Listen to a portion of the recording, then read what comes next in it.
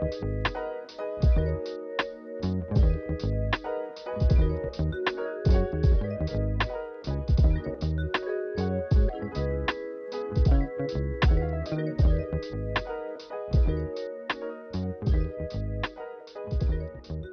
and welcome to the Playing Arts Podcast, where we put the spotlight on artists in our community. I'm your host, Andy Needham, and joining me this week is Josh Pierce. You'll recognize Josh's signature style if you have seen the Eight of Spades in the Playing Arts Crypto Edition. Josh's art has a tendency of evoking a sense of calm through meditative imagery of landscapes which juxtapose natural environments with abstract energy forms.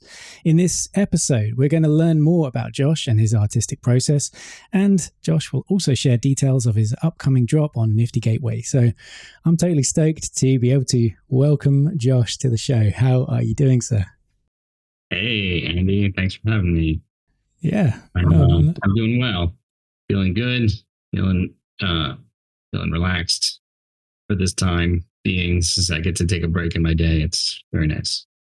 Oh, awesome. Yeah. You've had a pretty prolific 2021, which had, multiple collection drops on various platforms. If you could summarize last year in a few words, what would they be? Total madness. Yeah. It was total madness. It was like going into a dream world, where you ever had one of those dreams where like you find money on the ground and then you pick it up and it's like, I thought it was $1 and it's actually like $100, and you're like, oh my God, this is great. And then you wake up and you're like, oh man, I wish I found $100. That's like what it felt like. It was just this moment where like, like beyond just the obvious monetary compensation, which has been, what artists have been dreaming of for decades, especially digital. The attention and the respect finally broke through that wall. It was a year when digital art went from being not fine art to now being fine art. That's what happened in 2021.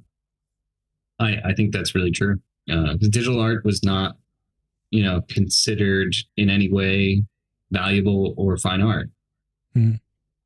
And, it was that way for other forms of media at various points in history.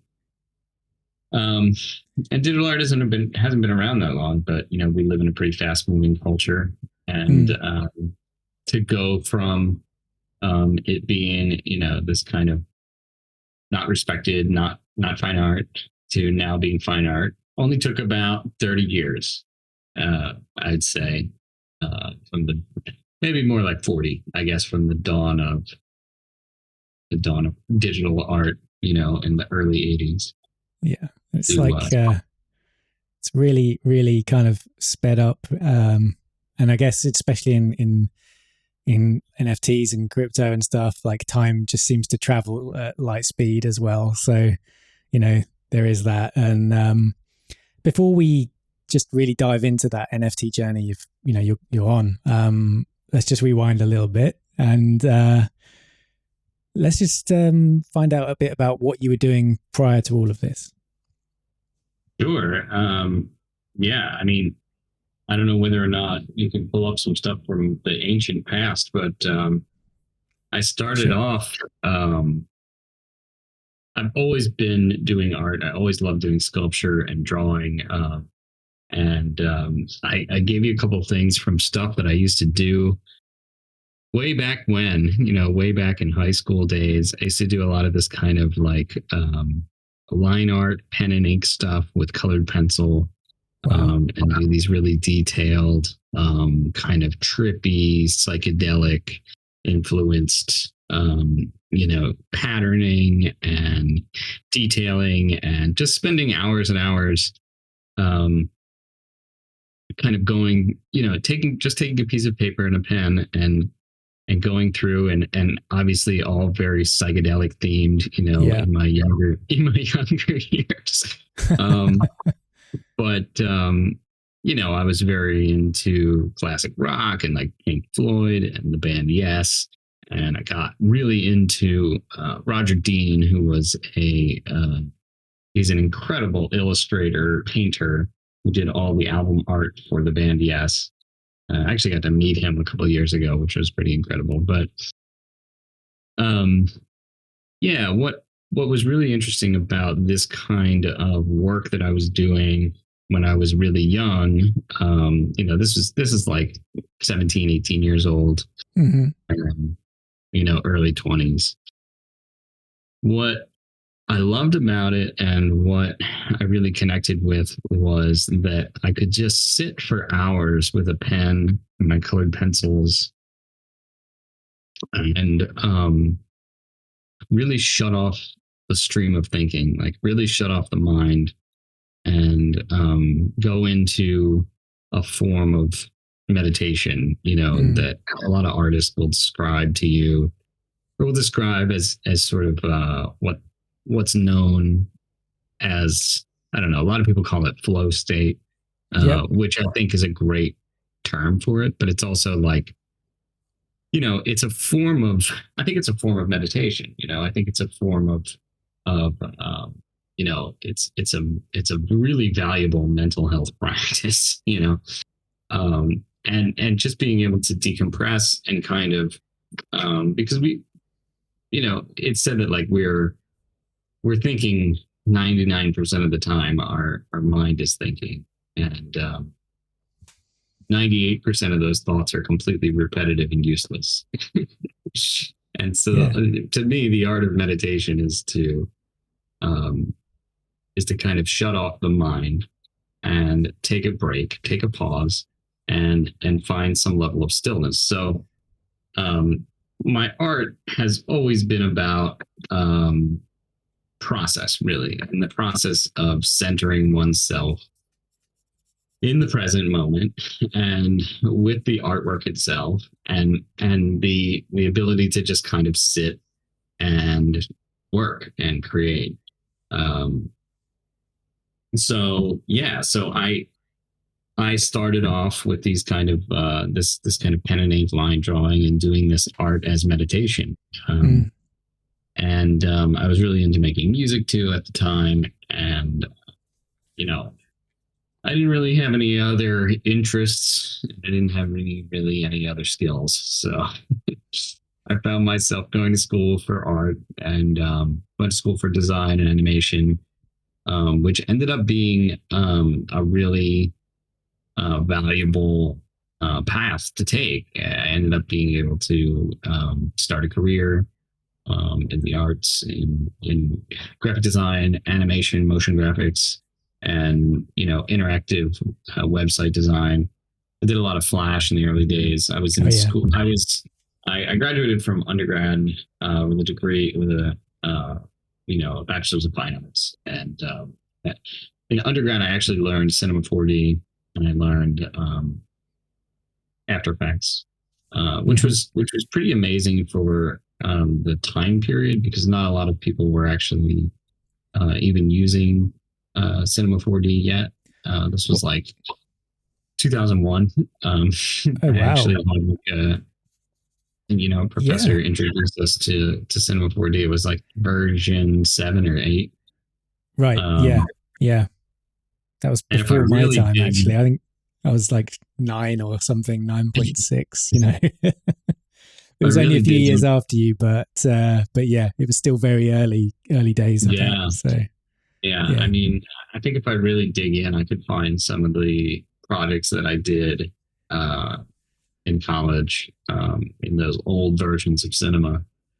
Yeah, but there's somewhere in the archives. They're on a hard drive somewhere. But yeah, I mean, it was pretty cool to have some professors who were really ahead of their time, I think, in terms of like saying, this is what graphic design and motion graphics is going to be all about. in the coming, Wow. in the coming year. I mean, Yeah. just one Yeah. professor really who was like, this is it. This is what you guys need to learn. That's awesome. This is what we're going to learn. So, so I got into Cinema 4D really early, and it was kind of always that feeling of like, fingers crossed. I really love this software. I hope that like, I hope it doesn't get bought out or be, fall by the wayside, or a million other things that happen with software. So I've been in cinema and After Effects for almost 20 years now, which is kind of crazy. And there's no sign and that it's going anywhere. Right. Exactly. After Effects are very much, very much still standard operating procedure for artists and designers. And so I was able to get into graphic design and motion graphics pretty early. And I ended up deciding to do graduate school, and I got a fellowship to go to Savannah College of Art and Design in Georgia, which is like a pretty cool place to be. A lot of great artists, a lot of great thinkers, a lot of great media people. A very cool motion graphics program there, and I ended up moving from that to coming out to where I live now, which is Los Angeles, and getting into the broadcast design world. And I spent about 8 years pretty much focused on my career as a motion graphics designer and an art director. And I was doing, I basically got into the world of like doing sports graphics. And it's quite fast paced, isn't it, that world? Yeah. Right. It was kind of cool with me because I actually like sports, and I was doing a lot of football, and I love NFL football. I watch it. Still a fan. I come from Philadelphia, which is like a big football city. We have the Eagles, and my dad, my parents, my all my friends and stuff. They would always be watching the game on Sundays and stuff, and so football, baseball, hockey. I grew up watching that stuff with my, especially with my dad, and I have a great relationship with my dad. And he was super proud that I was like working on all this football stuff. Yeah, that's awesome. And so I ended up getting a job with NFL Network. There's not a lot of motion graphics jobs where you work 8 hours a day and you get to punch out and leave at 5 o'clock. So, that's pretty much unheard of. Yeah, it's pretty unheard of, especially in Los Angeles. So I would work 8-hour days, and I got paid overtime, but we almost never worked overtime. I mean, it was, so it was kind of a golden goose opportunity to sit and do some fun sports graphics, and we had some fun packages. And on top of that, the people that I worked with were just, amazing, kind, like low stress, like low pressure. We just did what we did, and we had fun. We made these, I for the last 3 years of my time there, I was art directing a show about fantasy football. And, it was just like, oh, who are we talking about today? It was very like low pressure. I mean, it's the kind of place where, depending on what the leadership looks like, it could be very stressful. It could be very, like a real pain in the butt job. But the leadership was so laid back and so understanding, and it was just so good that like I stayed there for 6 years.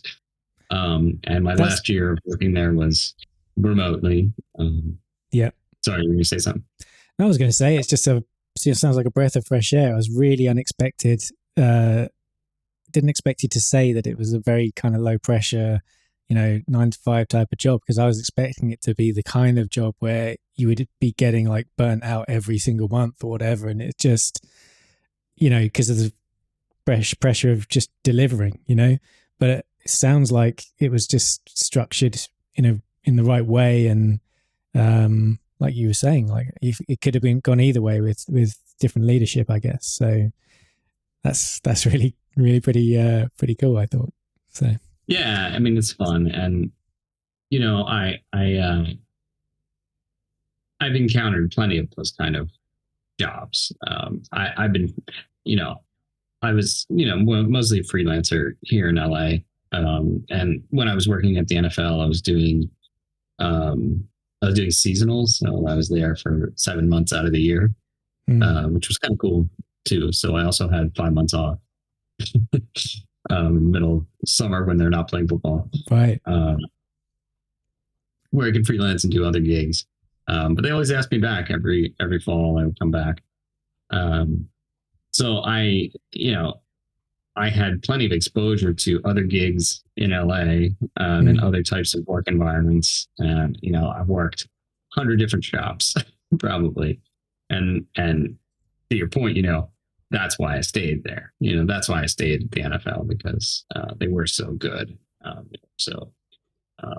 It was such a cool place to work. And, you know, that was also just my team. You know, there were probably other departments in the building, you know, or it wasn't so good, but, you know, you find something that's good and you stick with it. Because I just won't, you know, I don't really function very well with a lot of stress. And, you know, if I fall into that, some people do. If I fall into that kind of a job, I'm like, this isn't going to work out for me, you know? Yeah. And so my last season with them was remotely during the early days of COVID, the first part of COVID. We're still in it. It's still going. Here. It's never going anywhere. No, I know. Sadly. Yeah. But towards the end of that, towards the end of that football season, I ended up, well, I'll go back and talk a little bit about like the growth of my social media and my my Instagram, which was, I really started it.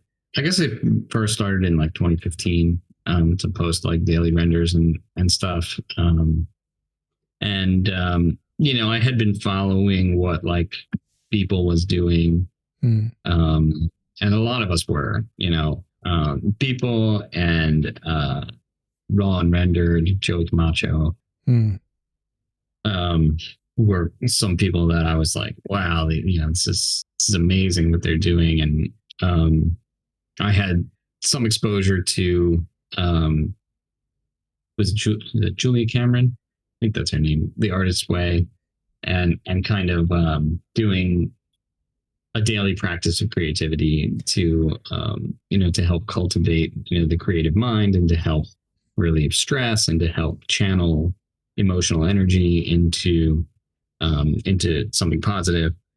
So I had a friend actually who was another coworker at NFL who decided he was going to start doing dailies every day, and he kind of challenged me. He said,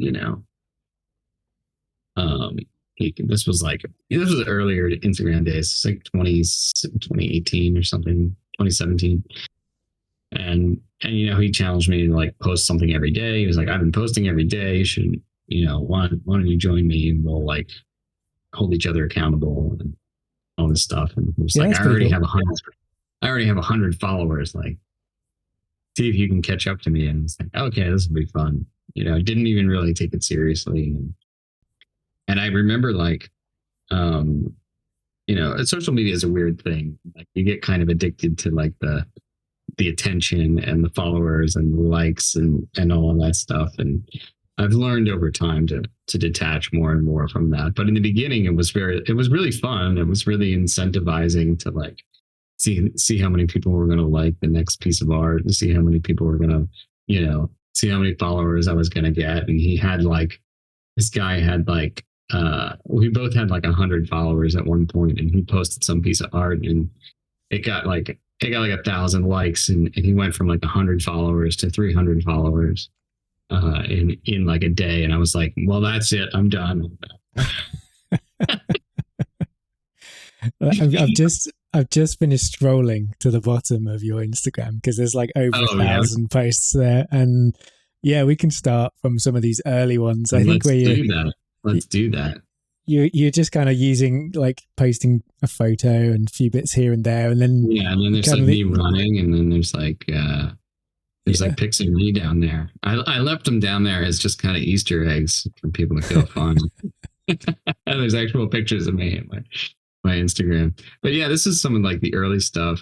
Some shiny spheres. Is this, shiny spheres? Yeah. I mean, I think some of this stuff, I don't know what the date on that is, but I think I did that in 2014 or 2015. This is October 27th, 2016. Yeah, I mean, I think I went through and but like that's when you posted it, right? Yeah, this is some of your sports stuff, right?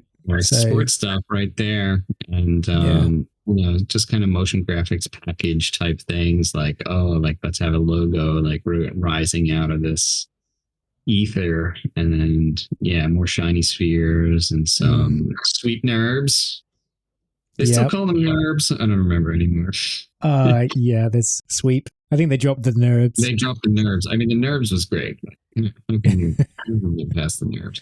And then that one right there in the center. You sent me this. That was my very first daily. So this is your first daily. Wow. Okay. That was my first daily. Yeah, that was the day that guy told me, challenge you to do something every day. Okay, oh, man. This is it. That was it. And this was like a tutorial, I think. Well, this was a technique that like everyone was doing, with especially with Octane, because they were just like, let's just take a displacement map, use JS displacement or whatever it was, JS, and we'll get the output of that, put it into Octane, and it kind of looks like a circuit board or something neat like that, and we can do.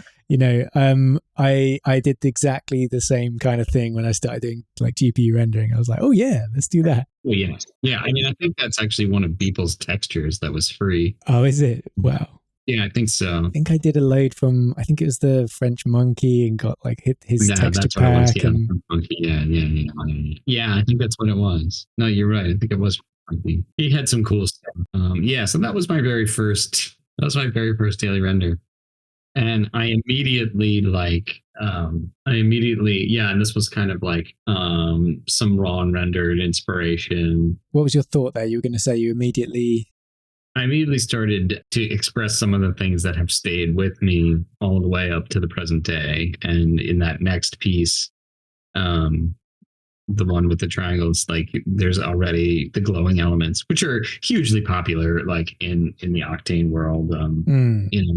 The way Octane handles those kinds of emissions just makes it so beautiful to work with. And that's as much a product of the material itself. It's kind of like, I don't know. I think about these things like in terms of art history, like, when oil paint was discovered, like everybody was doing this kind of a technique because it looks so awesome, Yeah. Everyone found bloom and emissive materials, and was just like, yeah, this is nice. Yeah, this is great. Yeah. It was really, really cool. And the same thing can be true of different kinds of film and different kinds of photography, and certain techniques that got really popular because of the way the medium reacts to the light. It's just part of it's just part of how you do it, and how it handles reflections and how it handles all of that stuff. Yeah, really became immediately something that I was drawn to in terms of expressing my artistic visions. And I don't think there's anything wrong with that. People once in a while people will ask me like, oh, don't you like feel like you're not all that original, or like, don't you think like this is just kind of like the same thing regurgitated? And it's like, it can be, but nobody's ever like really truly original. I mean, I think that there's so much crossover for one thing. There's so much like influence. And if you go back and look at like art history movements, like there's nobody that's like really just like comes out of left field and creates something like all on their own. Almost everything is people looking at their contemporaries, taking pieces of things and being like, oh, I'm gonna like remix that. And the same is true with music, and the same is true with photography and cinematography, and all kinds of arts. But it is especially in the beginning, you're kind of like just picking up what people are doing and, kind of remixing it, reworking it. Anyway, well, it's true. But yeah, and I've been having a quick look through here, and there is, in fact, I think it's something you might have sent me as well, but it shows how early it was in your timeline. But we'll go over to, I think here, is this kind of like the first sort of dabbling of landscapey type stuff? And exactly, we haven't got the emissive material on some kind of shape. Is this Forrester and stuff like that, or were you into that at that stage? I think this was pre-Forrester, actually. Wow. I mean, I think Forrester was out. I don't think I was using it yet. I think this was just some of the default Cinema 4D tree models that come with the software. Oh, that's nice then. And how are you doing the Vine elements? Sweep nerves. Yeah. The other sweeps. They're just some, I think it was just some like rounded rectangles with the sweep and like maybe displacement material. But yeah, I saw this photograph of this particular spot in Thailand, I think, and it just hit me. And I was gonna say, immediately, I started doing natural stuff. There was always a lot of focus in the Cinema 4D and Octane world on the sci-fi world. A lot of hard surface modeling and displacement maps and that kind of greeble effect, and like and a bit of composition, a combination between the kind of greebly stuff and like rocks and the things that cinema really, Octane really excels at with the 8K displacements and the speed of the 8K displacements, which is like, that was such a game changer, coming from cinema, like the speed of the 8K displacements, the volumetrics, and there was kind of one thing. Oh, the Octane scatter. Yeah, I was going to say scatter. Yeah, those things all were like, finally, like I've been waiting for this to really for the technology to really get to a place like where I can express what I want to express. Outside of the line drawing stuff that I showed you before, like I've always been really fascinated with landscapes and doing landscapes, and just like beautiful vistas and beautiful different places. And I always like wanted to do stuff like that in 3D, and it never really worked. I could never really get it to look good. Yeah, well, I mean, coming back to this, it feels like the origins here, and you've got that kind of central object that's usually part of the main part of the composition there. You kind of got a triangle happening here in the negative space. Mm-hmm. Yeah.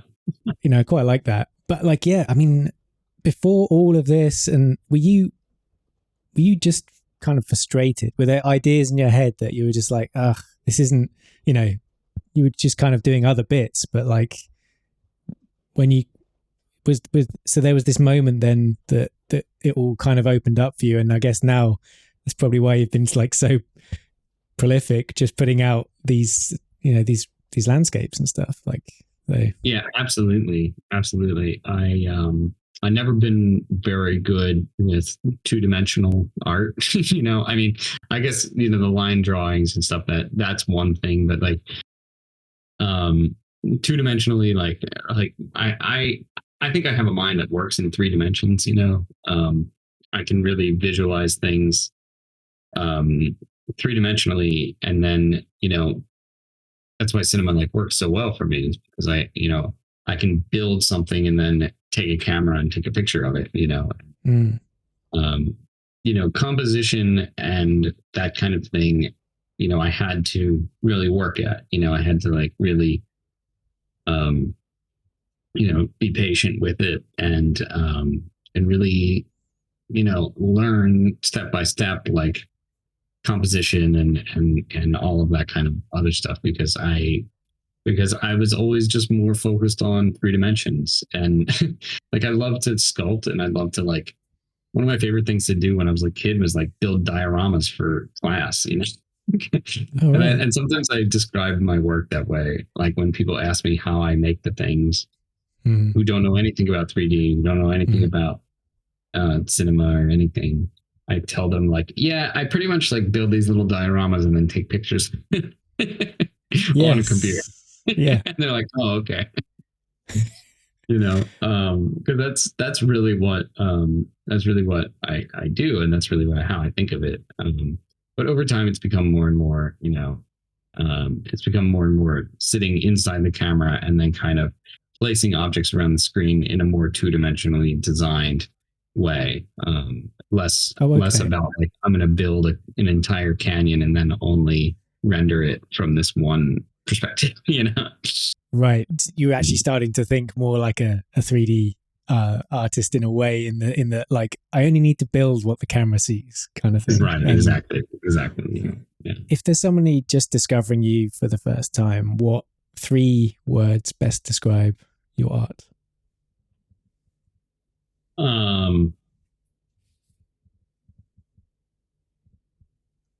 Probably 3. I got to narrow it down. Let's see. You can spiritual, inspirational, and fantastical, or fantasy. Yes. Okay. We'll come back to some of those words then. So because spiritual, fantasy. Yeah. What was the other one? Inspirational. Inspiration. Okay. Yeah, I want people generally to have a sense of, obviously, positivity when they see my work. I want people to have a sense of calm reflection when they see my work, which I think is the, you know, scientifically accepted shorthand for meditation and spirituality. You know, this kind of like calm reflection. You know, I think there's a lot of words that have been used to describe these kinds of ideas over the centuries, and meditation is one of them. You know, prayer is another one. But to me, it's all just this. It's a sense of calm reflection. You know, where we take a pause, just take a beat, take a deep breath. You know. And we connect to what is really human in us, you know, and what is really connected to the rest of the universe, in my opinion. You know, I don't think that we're, you know, isolated creatures. You know, I think that we're fundamentally connected to the rest of the universe, and that, you know, I think that the air that I'm breathing, you know, was been breathed by the squirrels 5 minutes ago, you know, and it's inside my body, and there's atoms are moving everywhere. And, you know, there really isn't any actual borders or divisions between myself and the rest of the universe. There's just a bunch of lines on a map, you know, that are imaginary, you know, that divide me from the rest of the universe. That, you know, it's conceptual. You know, the separation it happens up here. You know, it's not actually in the world. You know, what defines me and separates me is this very arbitrary, hazy line. You know,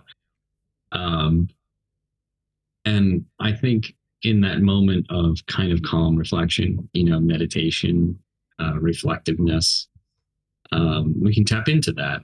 Or at least I can tap into that. And I think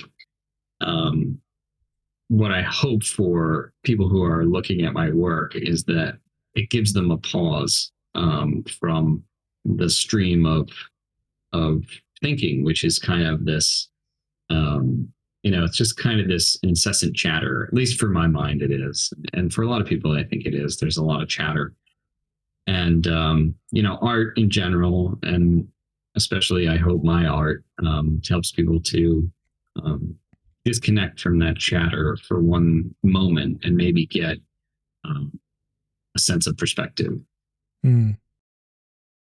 Do you think that's why you put these characters in your pieces, so that you can, people can kind of put themselves in the scene almost, imagine being the character and looking at, what the character's observing? Or is it purely for scale? No, I mean, it absolutely is that. Scale is of course part of it, but you can't really, you have to do so many other things. You can't just put a person in there and it is kind of a shortcut for scale, but yeah, you can't just throw a person in and have it look like gigantic. Sometimes they just look tiny, and I've seen that too. So there's a whole art to figuring out scale, and that's been a fun process. But yeah,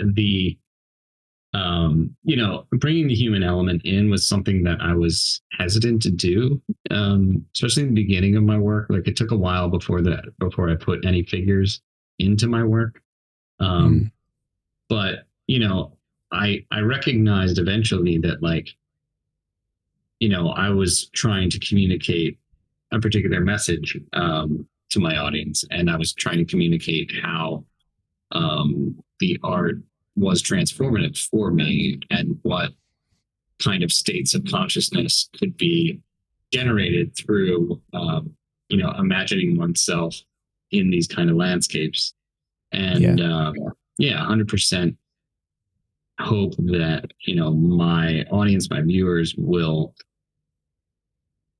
see and identify with the figure, and allow themselves to be transported into that vista or into that environment, and get a sense of what it might be like to experience that environment, and to use kind of our imaginations to project our consciousness into these worlds that I think, like, are a visual representation of the calmness that we can find inside ourselves, through that kind of meditation.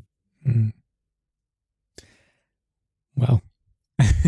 There's a lot. I don't know if this is what goes on with me.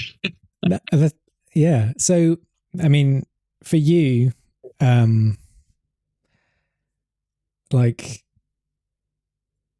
art is meditation, art is therapy. Absolutely. So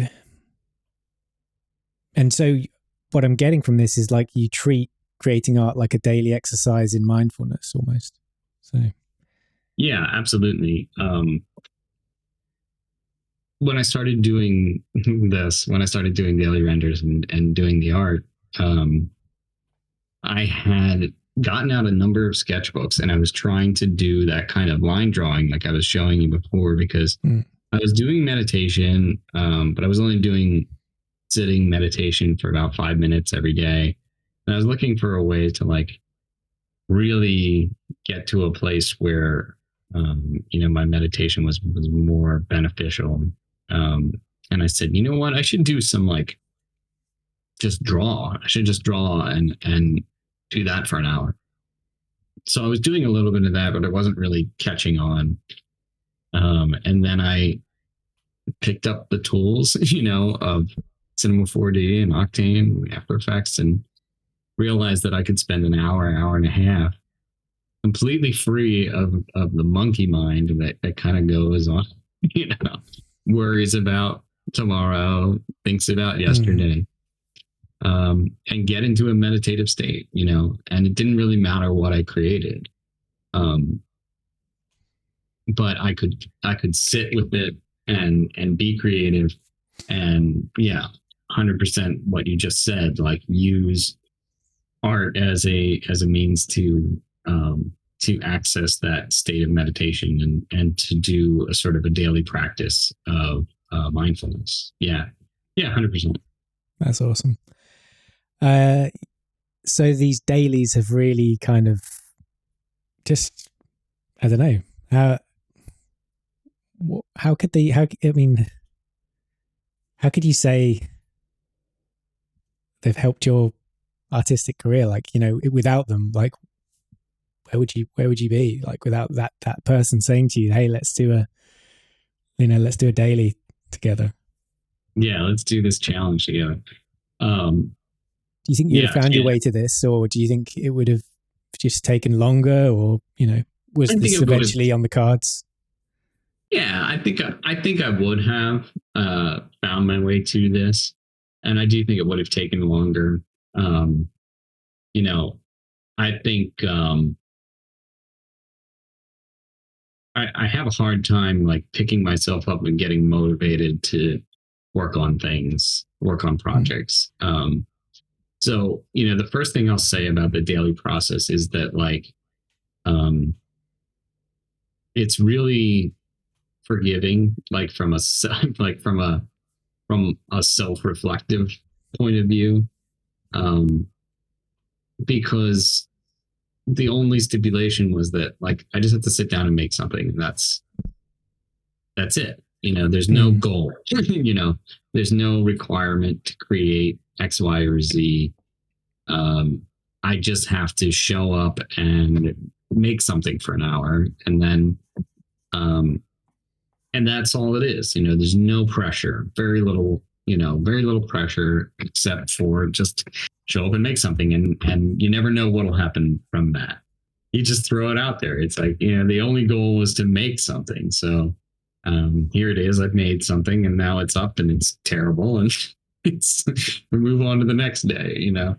But there isn't a piece on that Instagram timeline that I don't see a mistake in, or that I don't see something wrong with. But every single one of them has a problem in it. But I'm like, oh, I screwed that up. Oh, there's a missing thing there, or this piece here is wrong, or this area is overexposed, or this composition is not quite right, or this color is too dull, or this color is too saturated. And I think that it really helped me to understand that like I will always be able to find something wrong with everything, everything that I create. And so like perfectionism has been greatly muted by doing the process of doing daily renders. And I don't do daily renders anymore, to be perfectly honest with you. I just don't have time. Right. And I have a huge respect for people because he's kept it up. There's very few people that have kept it up. I think Joey Camacho is the only other one that I know of who really has stuck with it. I mean, there's probably a few others too. But I never really did daily renders. I would miss days all the time. I would do, I probably averaged 5 per week, over the past 4 years.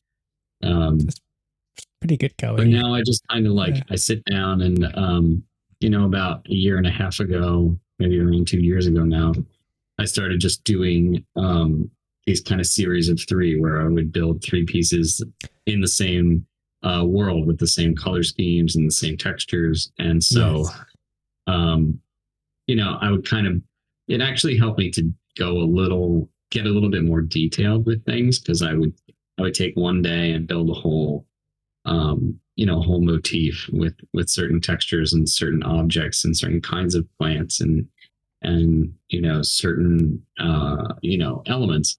And then I would expand on that and take it a little bit further the next day and rework it and do more with it and add things and shift things and do a little bit of the stuff that that I would have wanted to do if I was being a perfectionist with some of my earlier pieces, so that was kind of fun. This is a cool piece. This was my first tutorial that I was gonna say this rings a bell, man, because I've seen your YouTube channel, and obviously this I was like, I've seen that image before. So for those that we can talk about your process in a bit more detail, but if you wanted to learn from Josh, it's this tutorial here actually. And basically walking you through the whole thing of how to make the image, right? And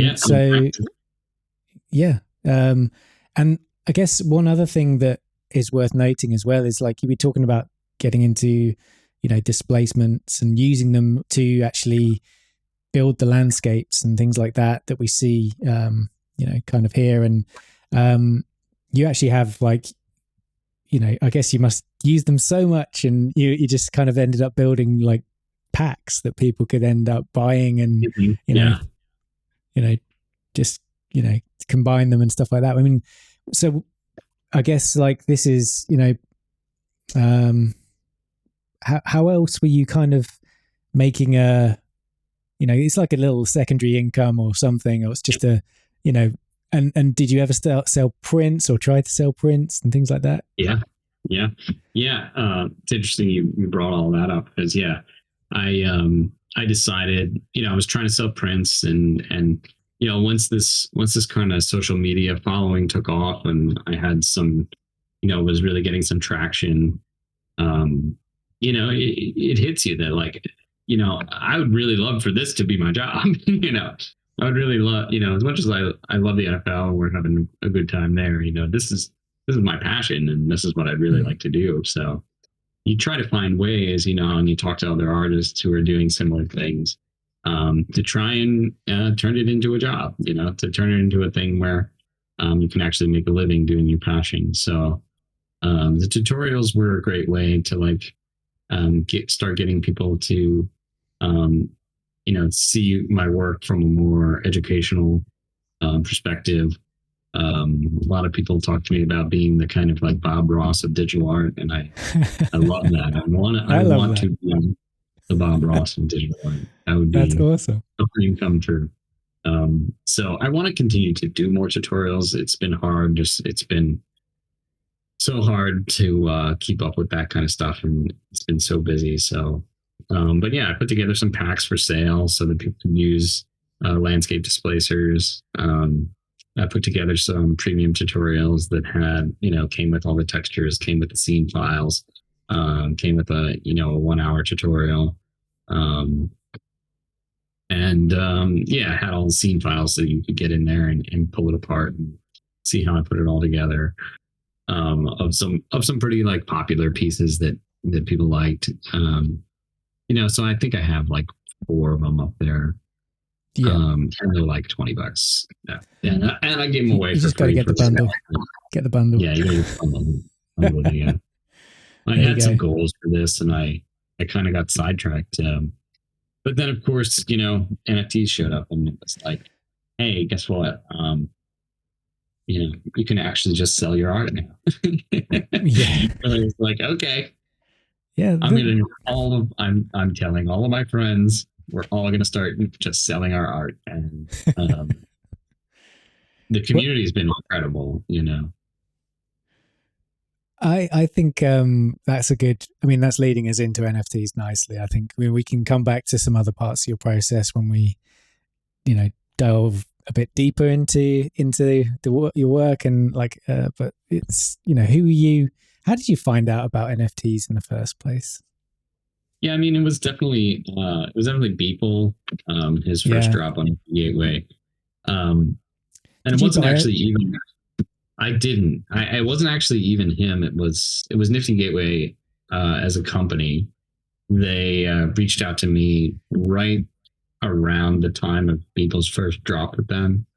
And they said, "Oh, we're onboarding some artists. Do you want to have a drop with us?" And I said, they said, "Oh, Beeple just was dropping with us, and he made some $1 million or whatever. Do you want to come over here and make money?" Yeah. I was like, sure. Well, sure, why not? And they that was in November of 2020. And so by March, they said, they said, "Do we want to drop with us?" And I said, "Sure. When can we do it?" And they were like, "How's March 1st?" I was like, "March 1st?" I was like 3 months away. They were like, "We're booked up until then." And I just said, "Okay, that's fine. I can wait until then. No big deal for me to wait."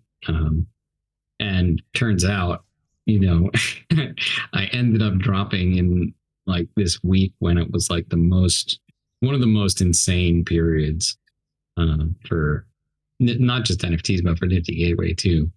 And, you know, the collection just exploded, and, you know, I think there was close to 300 editions of each of the 5 pieces that I put up for open editions, which was just like, it was crazy. You know, I called my parents and I told them, you know, what had happened, and they were like, no, wait, what? So this was Portals. Like, yeah. I was like, this is what happened. They were like, no. I'm like, yeah, did you know that this was going to happen? Did it? So it was just 5 pieces that I really liked. You know, a lot of my cloud stuff, a lot of my, you know, emissive textures, and you know, spiritually inspired fantasy landscapes. Like that's been kind of my signature. That's been kind of my motif. And I've stuck with it, and it still inspires me and still inspires others. So that was my first big drop. And I, you know, I also joined Super Rare. I actually minted my Genesis there. So, Genesis 1 of 1 over on Super Rare, and then, you know, editions on Nifty. And yeah, and the community's been incredible. You know, like it's just been amazing to like come in and meet so many people and have this kind of like communal experience, as opposed to, you know, social media, which ironically actually feels like a very isolating experience. You know, actually feel like I'm social with people now. And that has everything to do with NFTs, you know. Interesting. That's interesting. Let's come back a little bit, because there's Portals was the first drop on Nifty. Yeah. And I've read that there's like a kind of like transformative process which kind of led you to creating that series. So is there anything you want to speak to on that, or is it just... Yeah, I mean, you know, the Portals collection itself was, you know, pulled from my body of work over the previous year. You know, for me, like from a personal perspective, like, you know, the transformation of my own personal life, which like went from, you know, dealing with a lot of anxiety and depression through my 20s, which resulted in like alcoholism and addiction. And then being able to turn that around and kind of channel that, all those negative emotions into something positive. You know, that was really important for me and for my entire process of like doing it, you know, in the first place. You know, so yeah, 100%, you know, the power of art to transport, to transform, to transmute our pain into something positive. Yeah, I really wanted to like let people know that is like, has always been central to my art.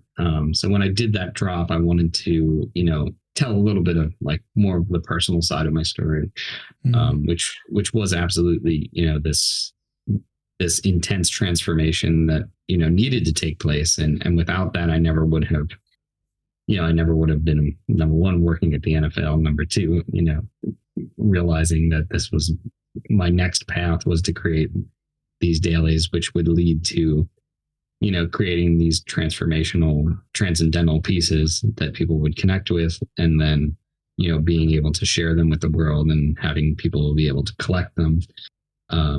You know, all of those reasons, you know, it's been an incredible journey for sure.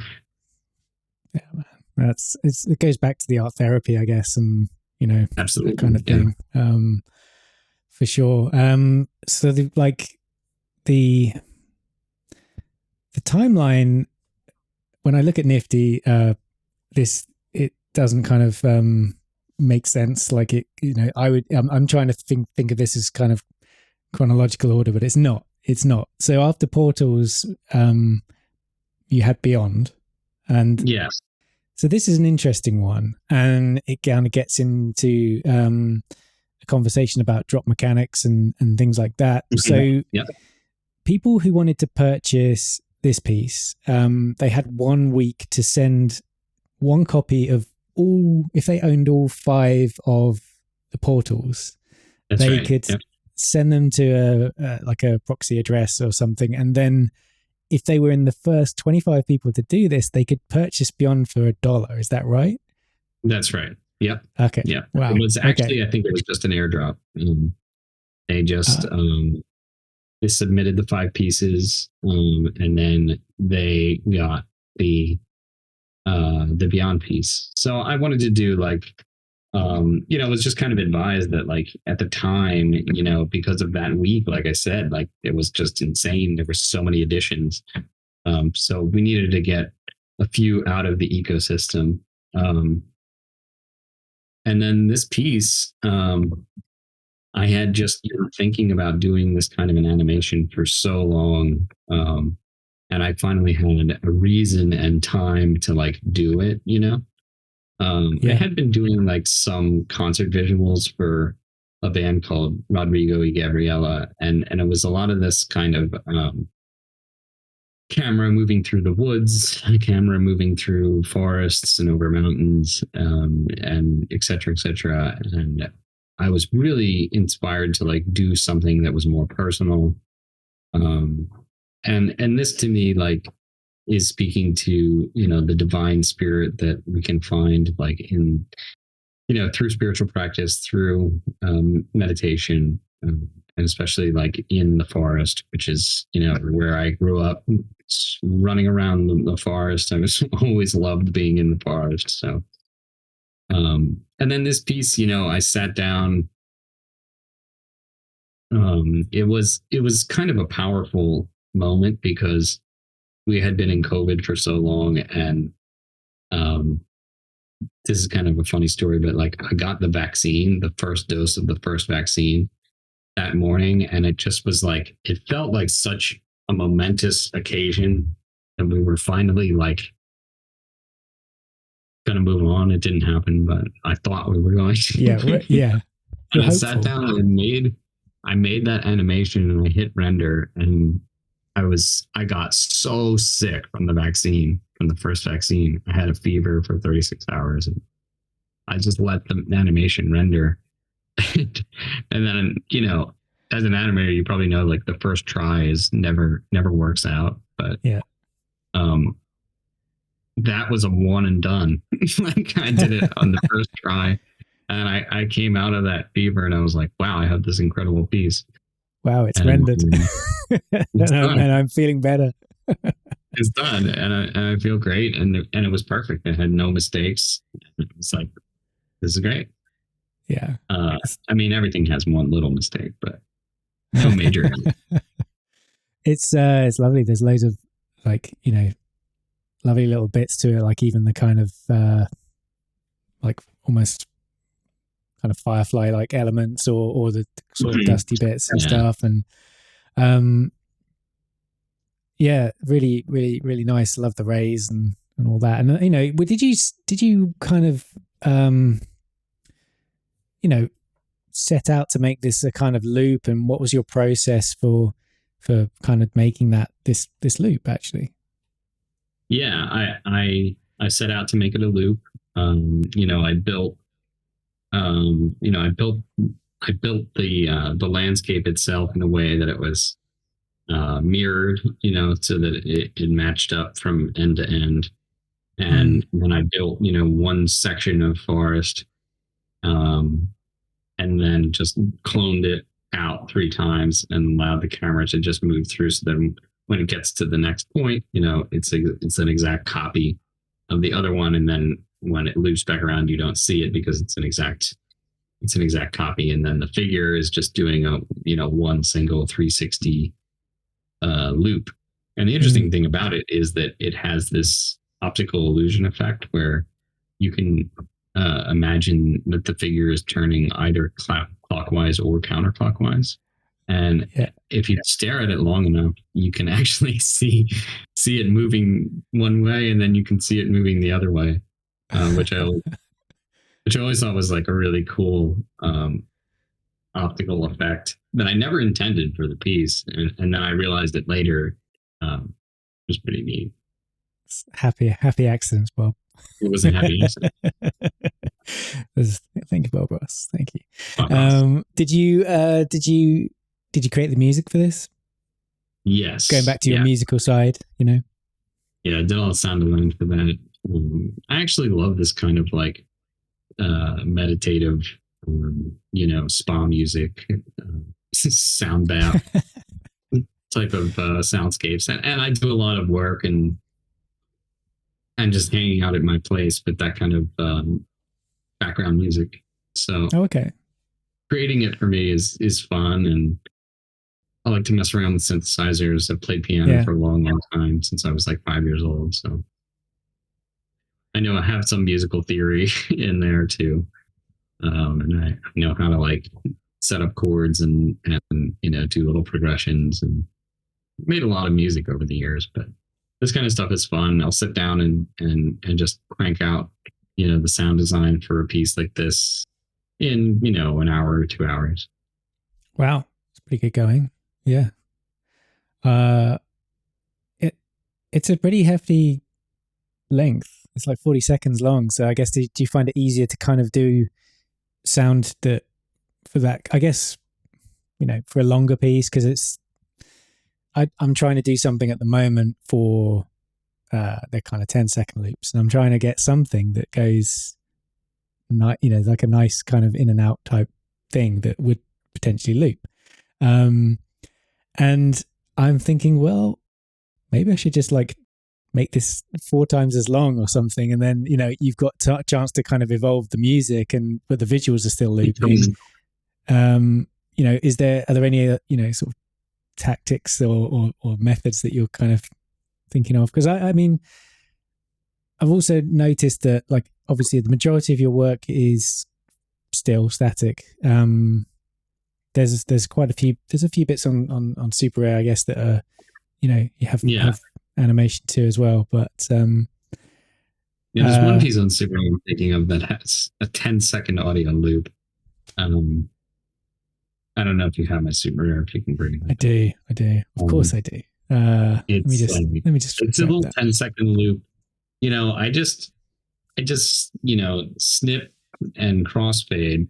That's that's what I do. I make the music and then I snip and crossfade. So it's a little farther up. It's it's that one right there with the floating islands. Yeah. The Forever piece? Yes, Forever. Yeah. Okay. We won't have the audio coming through, unfortunately, for those, but like people can come over and check it out. More and more, I'm actually looking to get into this kind of a style more.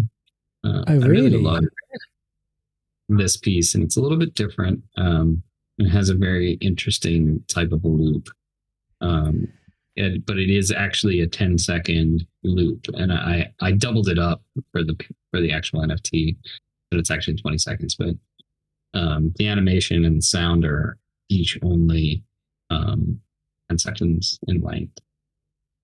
But wow. A lot of fun. This one, a little different. But I'm thinking more and more of doing work like this. Yeah. What's your favorite artwork that you've minted on Super Rare, and I guess why as well? My favorite artwork that I've minted on Super Rare. I think my favorite, honestly, was this piece called Remedy, right there, that I did as a custom piece. So I had this great conversation with this collector who had this kind of like vision, and I really pushed myself with this, and it's a little bit different from, it's a little bit different from my stuff. We have a floating figure, which is unique, and we have a waterfall, which I don't have in anything else. But he had this vision, and he said, "Do you think you could do this?" And I said, "Yeah, I mean, I would love, it's fully in line with everything that I think of And I would love to push my style a little bit and bring in some new ideas and bring in some new elements. So it's probably between that one and the Forever piece that we just looked at, because because they're different, and I really like them, and I want to push things in that direction. How did that conversation initially come about then? Does the collector reached out to you, or is it a collector of, have they previously collected and you already had a dialogue going? He saw one of my other pieces and he said, I love this piece. And I have this, I don't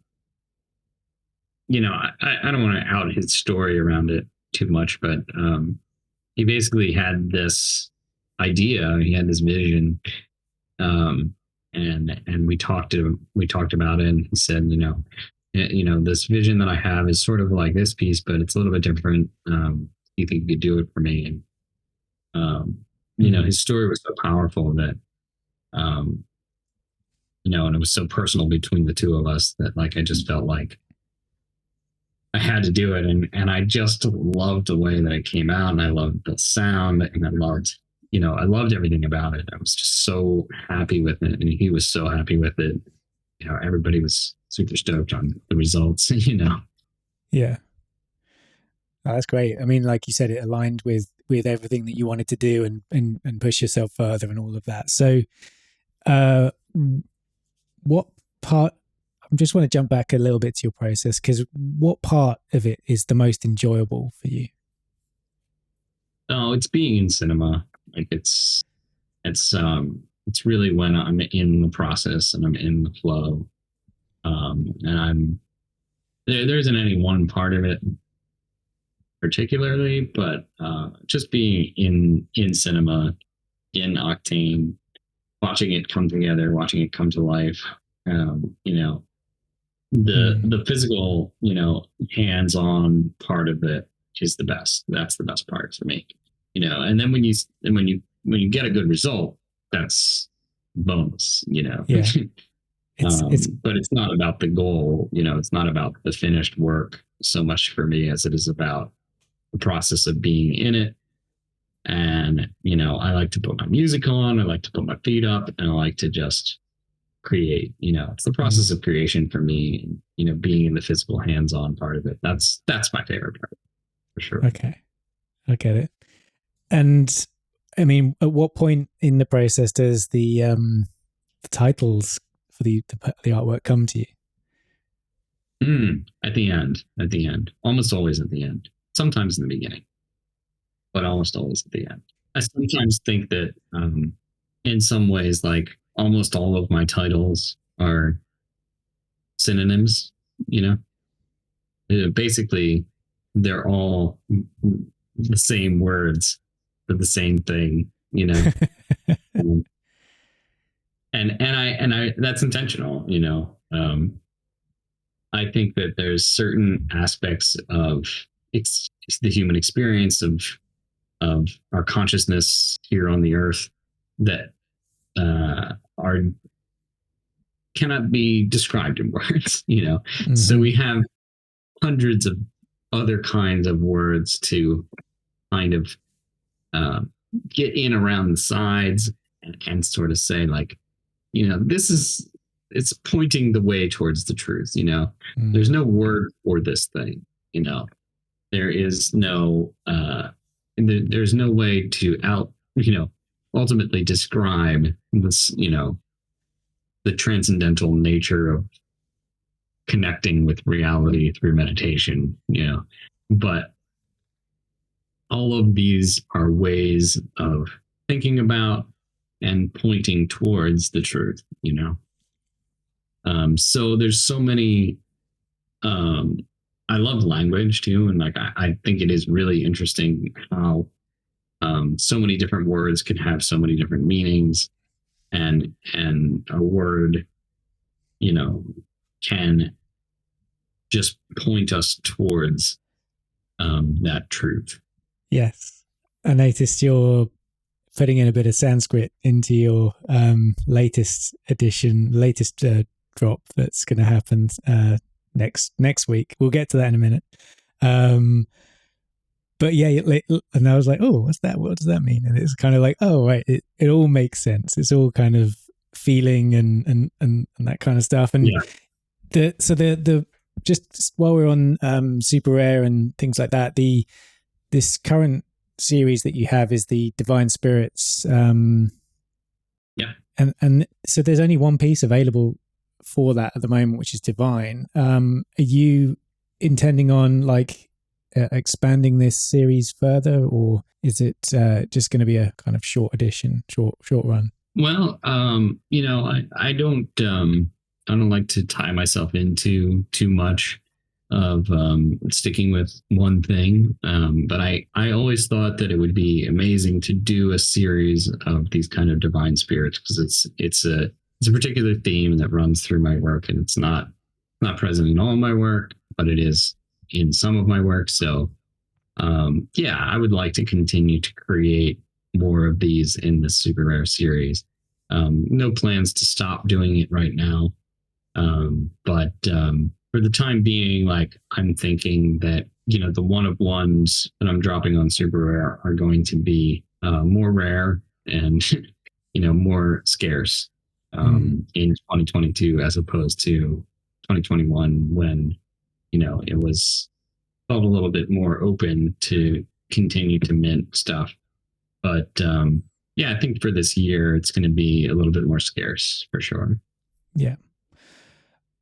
Well, aside from super rare and Nifty, they're both, fantastic platforms, and you have huge success on both. Are you going to consider, your own contract and, submitting it to super rare and then and Nifty, for example, rather than minting on the platform for, is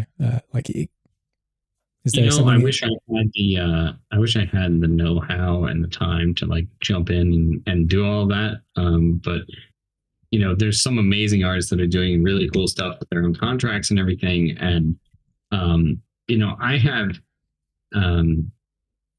I've seen really NFTs be a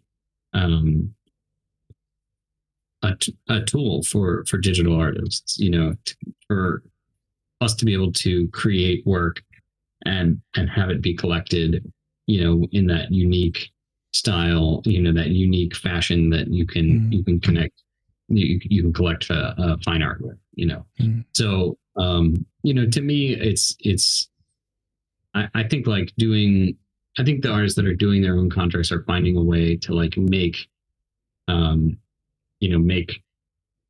the blockchain and the technology itself a part of their work, as a part of their art. And I'm not opposed to that,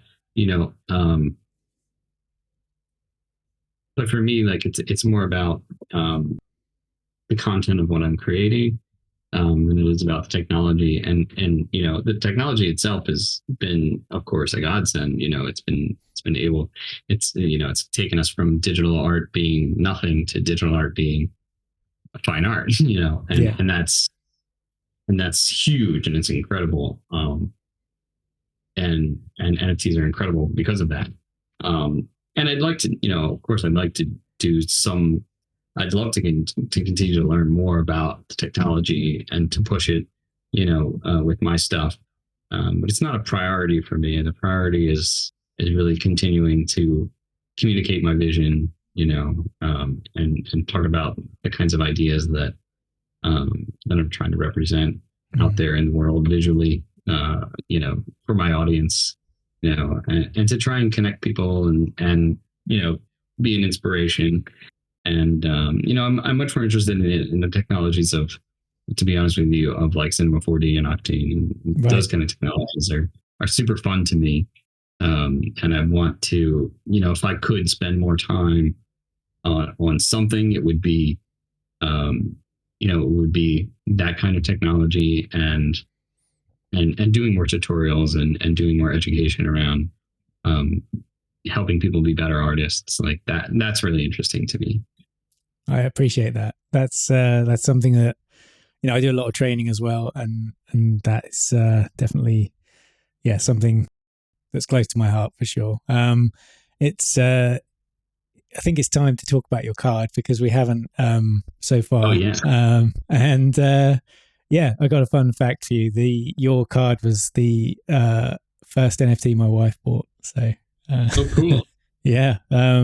Here it is. We have How King I of can like it. Spades, and it's yeah, lovely piece of work. It's like again, the signature style, and very cleverly you've got the the leaves kind of representing that traditional kind of spade shape. But yeah, do you want to just walk us through this design and how this one all came about? Sure. I mean, I was able to pick my number. I was able to pick my card, like, because I was there relatively early, and there was a few things. If I had to pick a number between 1 and 10, it would always be 8. And it's just been one of my numbers. I'm an August birthday, so the month that's my birth month. And 8's just always been a lucky number for me.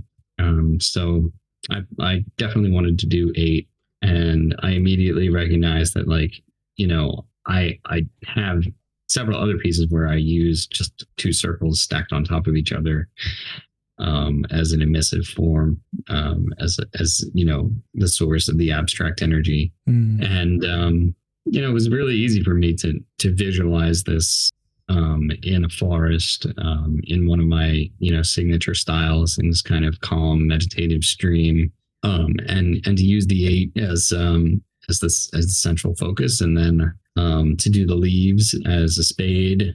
I don't even know where the idea came from. It just kind of popped into my head, and I was like, "Oh, this will be super cool." And it all came together like relatively easily. I didn't have to think really, really hard about it. It was a very natural and easy fit.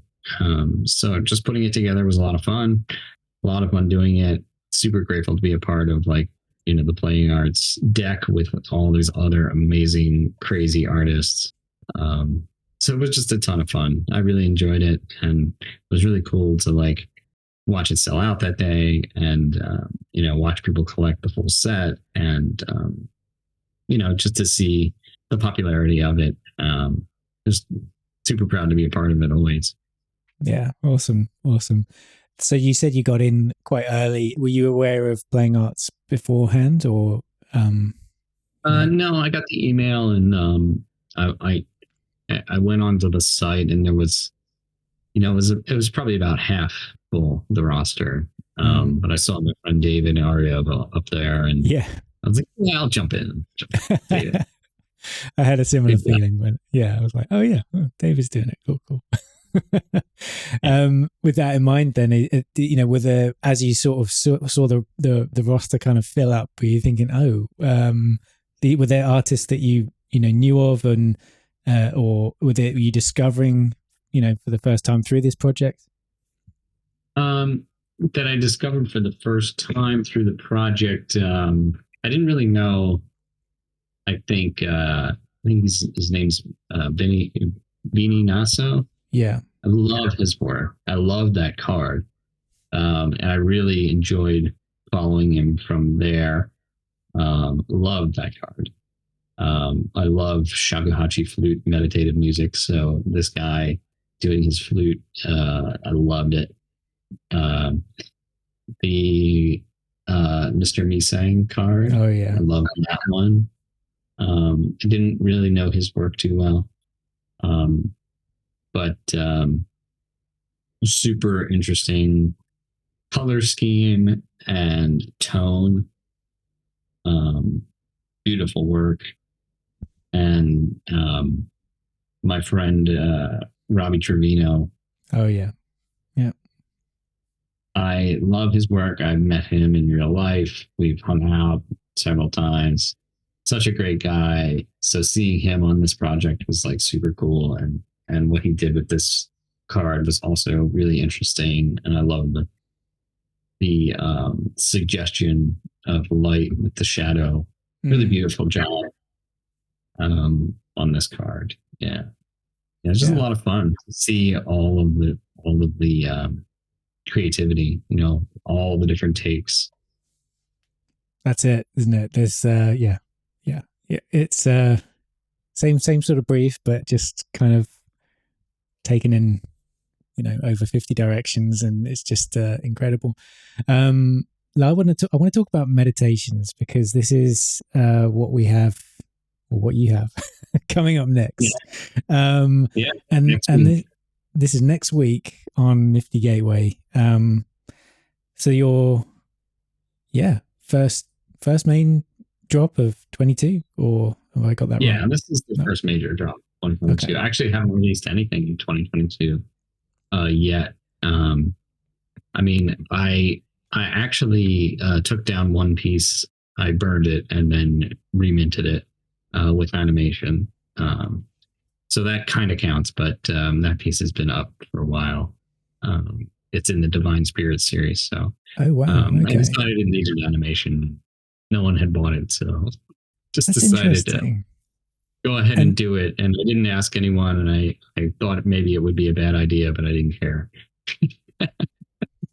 Because I did the animation, it came out so good that I was like, you know what, this is so that kind of counts. But anyway, meditations, is my first major drop of 2022, and this is it.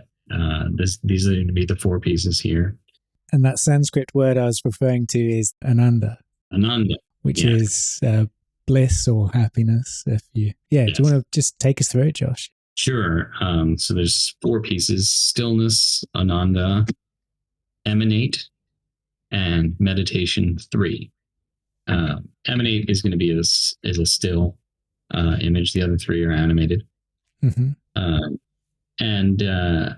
Stillness and Ananda are going to be, well, they're actually all going to be collector drawings, except for meditation 3. This collection has a lot to do with my relationship with my dad. It's really colored, preparing for and getting ready for this drop. I visited my parents over Christmas, and I sent you the 3 meditations. So the piece I'm dropping is meditation 3, and I did 3 versions of it. And the first one was the first piece that I ever did that went viral. So it was meditation 0. That one. That was kind of the first piece that I ever did that was picked up by a bunch of reposting accounts on Instagram and really went viral, and my followers went through the roof, and it was oh my gosh, this is great. This is turning into something. So it was a really important piece for me, and a really important, it was just, it's kind of these amazing coincidences that happen, that this was the piece and it was called meditation, and my art is meditation. And this was the one, this was the one that kind of brought a lot of attention to me as an artist early on. My dad has this piece up in their living room at home, and they have it there. And then my dad's birthday is in early January, and I got him a copy of Marcus Aurelius's Meditations for his birthday. It was just this book that I got for him.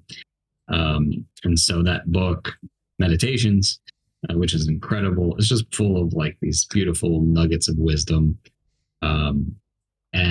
So I gave that to him, and he has a copy of that, and he's doing okay. And I just have a really cool relationship with my dad, and we found out that he's got cancer, and sorry.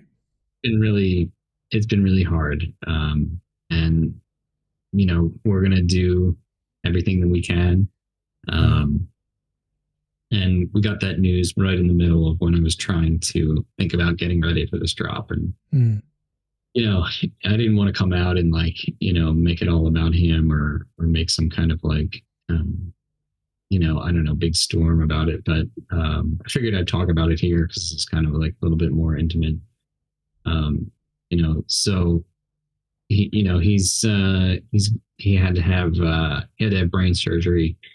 And he's doing okay. He's doing okay right now, and we're going to do everything we can to enjoy the rest of the time that we've got together. But in a lot of ways, this is this was centered around thinking about him and being really in touch with talking to him for an hour every day. And wow.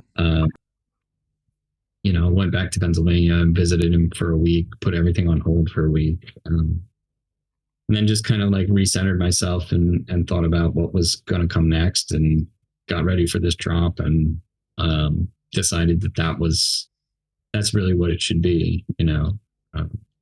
This idea of meditations and this book that I gave him and how it kind of all ties together. It just made the most sense, for me. So it's one from the heart, and Yeah. it'll be whatever it is. Yeah. It'll be what it is. And I just hope everybody can connect with it and feel the emotion in it, and see how it's all about just staying in today, and that's what he and I have been talking about lately, just taking it one day at a time, and try to enjoy every moment, try to stay in the moment, and try to enjoy it. And so that's what we've been, focused on as a family and with him. And so that's the story. That's the deal with meditations, and it's coming up on Tuesday. So hopefully everyone will like it. Yeah, man, this is, well, thank you for sharing something so personal. And Sure. Yeah, there's such depth to it, behind the story and stuff, but also just the journey, that you've taken from this first one to where we are. And it all ties into that first drop that you ever did on Nifty as well, because people that own or have collected something from portals actually have kind of access to that. Do you want to explain that better than I can? Sure, yeah.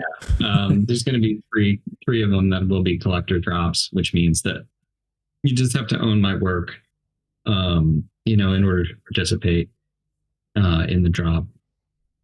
3 out of the 4 pieces, the piece Meditation 3, which is like the third iteration of this same concept of, a man walking through this portal in the middle of the field, which represents for me like stepping into the spiritual dimension.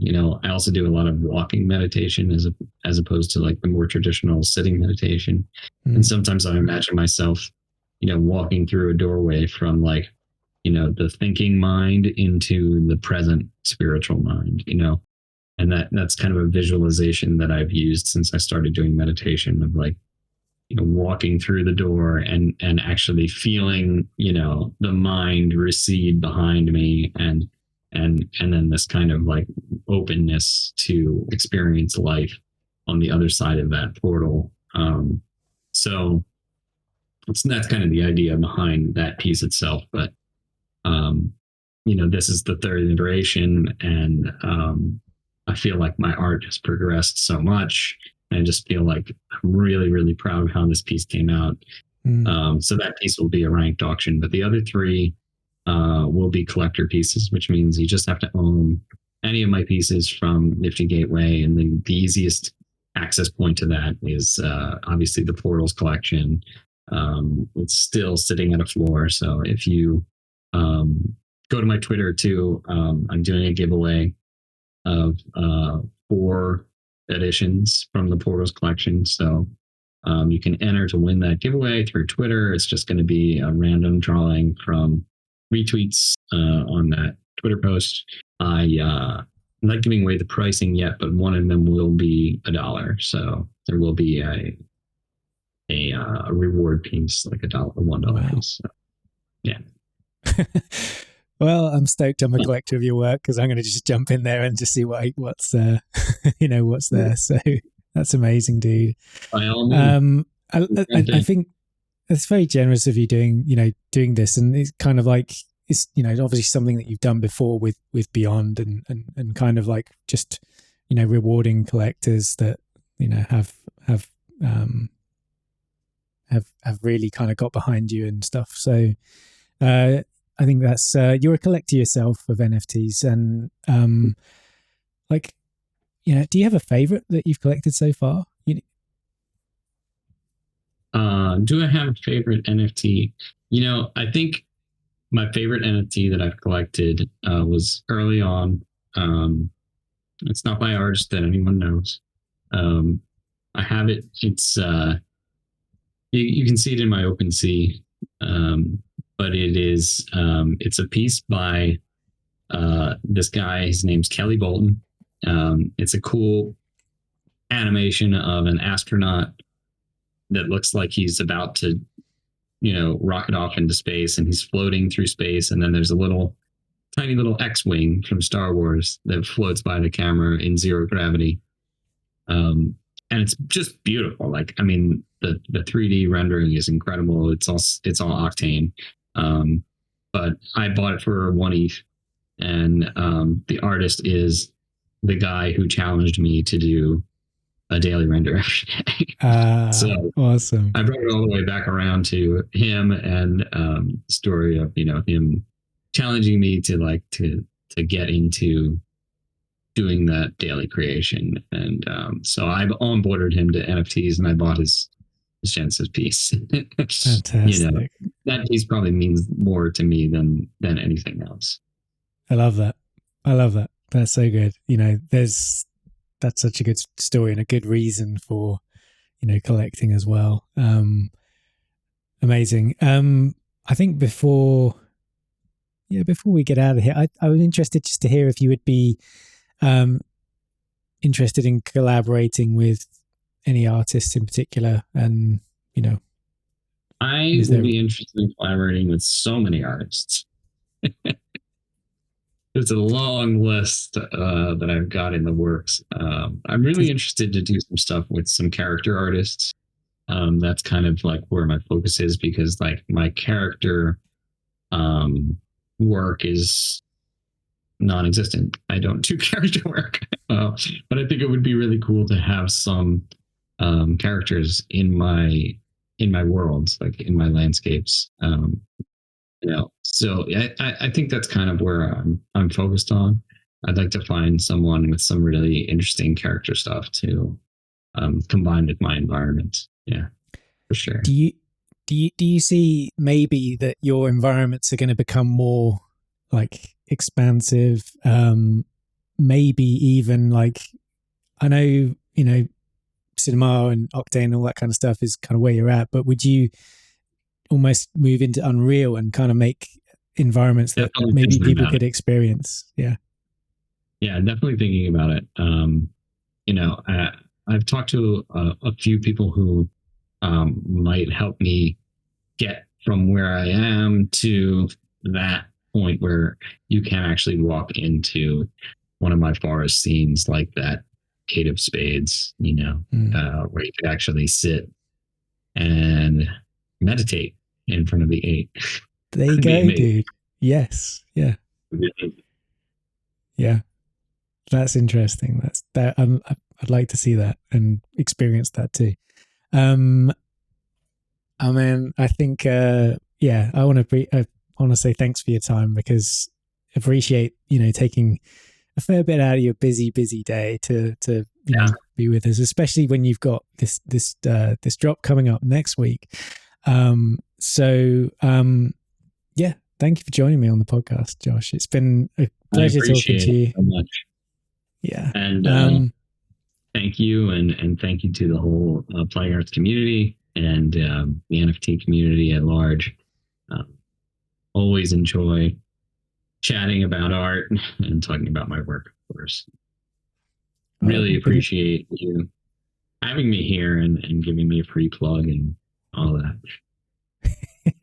Well, it's been great to learn, just learn more about you, especially, I just didn't, realize there's, the early sketches through to, just getting going in the dailies and stuff, and the progress that you've made and all that. And now, it's great to see, and it's just great to learn more about you. So again, you mentioned the community. Thank you so much to this community for supporting the Playing Arts project. And I've just made a note of who's here, and the ones that can claim an exclusive POAP.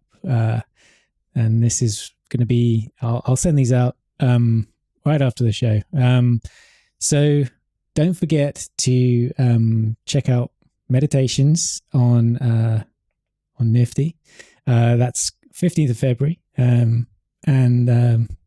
Back to Josh, just to say thank you again, sir. And again, I appreciate your time so much, dude. I really do. So yeah, we'll see you in another episode of the Playing Arts Podcast. I'll say thank you so much. Appreciate it. Take care.